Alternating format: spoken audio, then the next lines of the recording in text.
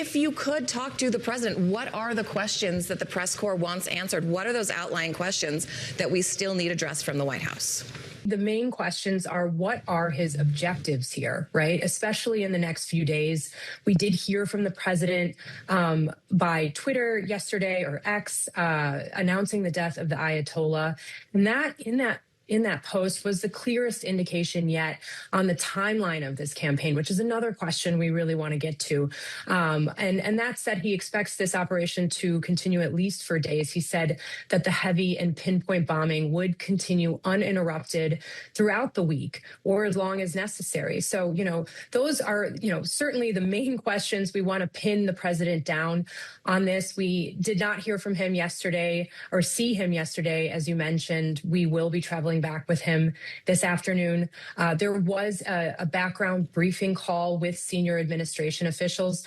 They did not provide evidence for some of the reasons they gave for why he launched these strikes. And they did not provide follow-up questions. So these are some of the questions we're going to take to the president when we travel back with him this afternoon. Jeff Mason, let me ask you about presidential patience, because I think that's going to be a huge issue going forward here. How much patience does this president have to go through with might be a war that lasts days or weeks or even longer still? And I'll note, I think we heard from Caroline Leavitt, the president went to his fundraiser as scheduled at Mar-a-Lago. Yes, there might have been two of them on the agenda, if I'm not mistaken. What's your sense of that, the degree to which he is willing to stick with this? We're bombarded by so many stories happening at one time here. This is one that will, suffice to say, require a lot of focus here in the near term. True.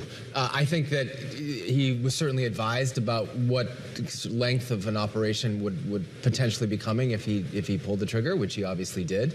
His people have also told me frequently, when we talk about the multiple things he's doing, from going into Venezuela and now Iran, versus building a ballroom and making sorts of all other types of choices that you don't necessarily see from a more traditional president, which he is not, that he can do all of the above. So I think he's going to keep doing all of the above. I wouldn't necessarily think of the adjective patient when I'm thinking of President Trump, but I don't think he has a choice here. I mean, they're all in on this operation, so that's just part of the gig.